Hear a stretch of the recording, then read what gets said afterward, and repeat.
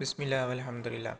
This session is related to the guest paper या in short आप समझ लें ये वो टॉपिक्स हैं जो लाजमी करके जाएं।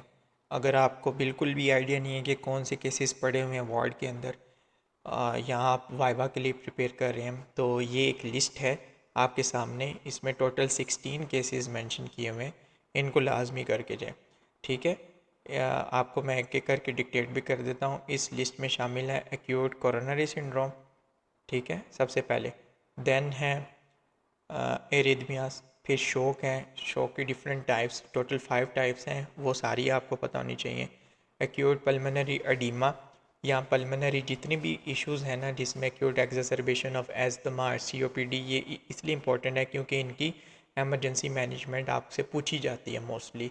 इसी तरह नमोनिया, निमोथोरक्स, मेनिंजाइटिस, सीवीए भी बहुत कॉमनली आस्क्ड क्वेश्चन है, हमारे वार्ड्स में बहुत ज़्यादा पड़ा हुआ है। गवर्नमेंट हॉस्पिटल्स में जिनके वाइवा हैं ओएसपी हैं उनके लिए लाजमी ये इंपॉर्टेंट केस बनेगा। स्टेटस एपिलेप्टिकस, ये वाइवा के लिए बड़ा फेवरेट क्वेश्चन आता है, इसको कैसे मैनेज करते हैं। इसी तरह स्टेटस एस्थमेटिकस भी आता है, ये दोनों इंपॉर्टेंट केसेस बनते हैं।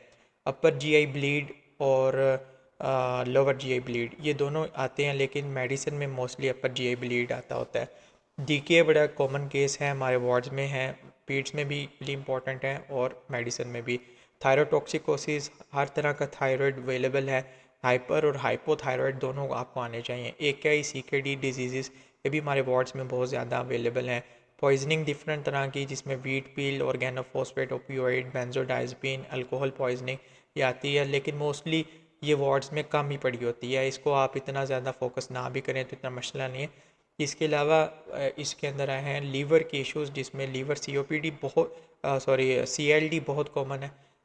CLD बहुत ज़्यादा हमारे वार्ड्स में अवेलेबल है। हेपेटाइटिस बड़ा कॉमन है हमारे वार्ड्स में, बड़ा बहुत ज़्यादा और दूसरा पेशेंट अवेलेबल है।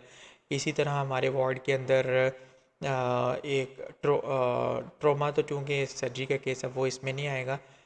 और बाकी हमारे वार्ड में कभी कभार गुलिन बेरी सिंड्रोम भी पड़ा होता है, या फिर इस तरह के छोटे मोटे केस भी होते हैं जो डिपेंड कर रहे थे, लेकिन इनको लाजमी करके जाएँ।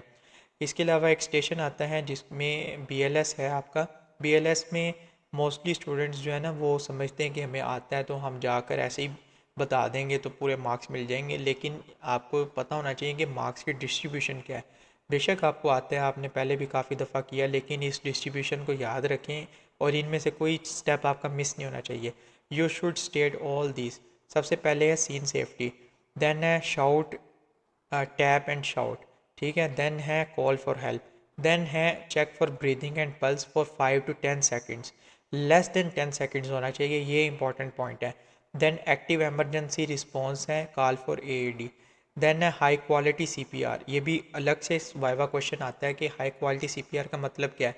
उसमें आपने बताना है कि वो CPR जो कि जो रेट है ना वो 100 पर मिनट है कंप्रेशन रेट, और 2 फिंगर ब्रेथ्स उसकी डेप्थ है, ये आपने बताना है। ठीक है, मतलब 5 to 6 सेंटीमीटर उसकी कंप्रेशन है inside, 30 compression followed by 2 heart rate है। अब एक और भी क्वेश्चन आता है कि CPR को आपने रोकना कब है, तो इसके अंदर 3 तरह की आपने बतानी ऑप्शंस। एक है सबसे पहले जब पेशेंट रिवाइव हो जाएगा, दूसरे नंबर पे जब एम्बुलेंस आ जाएगी, तीसरे नंबर पे जब आप थक जाएंगे। ये 3 तरह की है केसेस जिस पे आप CPR रोकते हैं। इसके बाद है ये सारी कंप्रेशंस आपको बताइए हर तरह की, और ये आपने स्टेट करनी है, सारी चीज़ें बतानी है, इनका एक एक पॉइंट है, एक एक नंबर है। इस तरह complete recoil of the chest होनी चाहिए, minimum interruption in the chest होनी चाहिए, और जब AED अवेलेबल है इमरजेंसी किट वो आपको इस्तेमाल करना आनी चाहिए, पता होनी चाहिए, आपने बोलना लाजमी है ये। ठीक है, so this is all about the important cases and ALS.